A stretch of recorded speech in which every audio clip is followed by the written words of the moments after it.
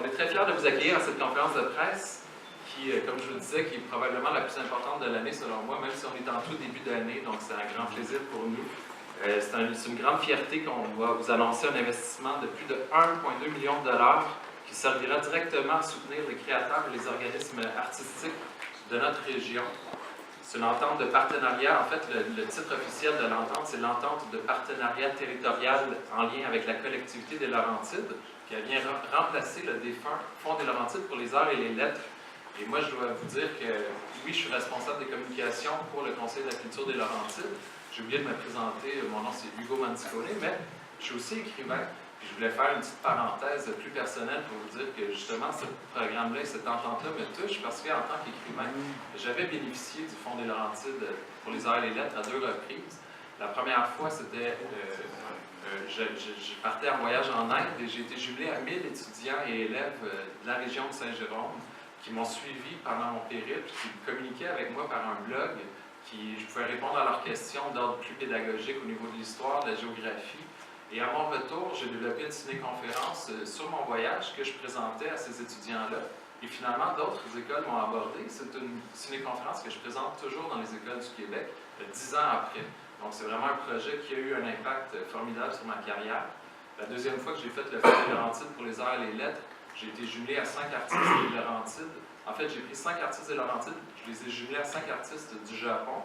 Et je suis allé faire des capsules là-bas. J'étais jumelé avec l'organisme de la télévision des Basses-Laurentides pour la diffusion de ces capsules-là. Et justement, à la suite de mon retour, j'ai aussi fait une ciné-conférence sur le Japon qui a été présentée par le biais des grands explorateurs devant plus de 35 000 spectateurs. Donc, ce fonds des Laurentides-là m'a vraiment permis un tremplin pour ma carrière personnelle. Et quand on parle d'investissement d'argent, moi, mes bourses étaient de 15 000 $. Donc, monétairement, c'est un impact, c'est un petit investissement, mais pour ma carrière et pour le développement de ma carrière professionnelle, ça a été majeur. Donc, c'est pour ça que je suis très heureux personnellement que cette entente soit renouvelée et qu'elle revienne. Je pense que votre histoire personnelle résume toute l'importance de l'art, parce que, comme je l'ai mentionné récemment, du béton, le quartier des arts du savoir, c'est intéressant, mais ce qui fait vivre vraiment la culture, ce sont les artistes.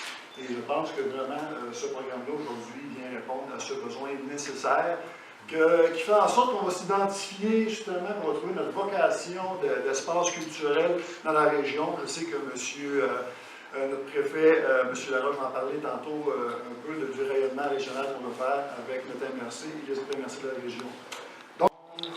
À titre de président du Conseil de la culture des Laurentides, je voudrais tout d'abord exprimer notre grand enthousiasme face à l'annonce de cette entente régionale qui vient offrir un soutien concret aux projets portés par les artistes et les organismes de notre région.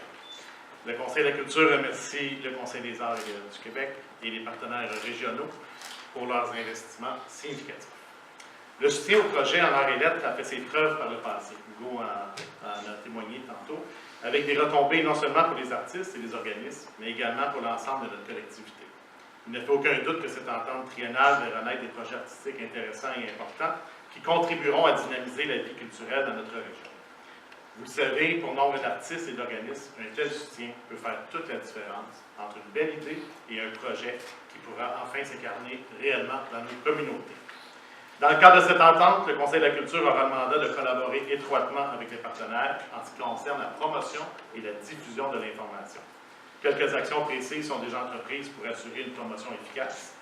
Dès aujourd'hui, le Conseil de la culture diffusera les documents explicatifs et les formulaires d'inscription du programme sur son site Internet, son bulletin aux membres et ses médias sociaux. 4 séances d'information seront aussi organisées par le Conseil de la culture afin d'accompagner l'ensemble des artistes, écrivains et représentants d'organismes artistiques de notre territoire. Durant le mois de mars, l'équipe du Conseil de la culture se déplacera donc à Saint-Eustache, Val-Morin, Saint-Jérôme et Mont-Laurier afin de permettre aux créateurs et représentants d'organismes de bien comprendre les différents volets du programme. Finalement, dans le cadre de notre service conseil, les artistes, écrivains professionnels ou de la relève et les représentants d'organismes artistiques pourront en tout temps communiquer avec nous pour obtenir conseil et soutien dans la rédaction de leur demande de bourse. Cet investissement de 1,2 million de dollars est une nouvelle très importante pour notre région et je tiens à souligner l'enthousiasme qui anime toute l'équipe du Conseil de la culture à promouvoir ce nouveau programme et à accompagner le mieux possible le milieu artistique. Merci.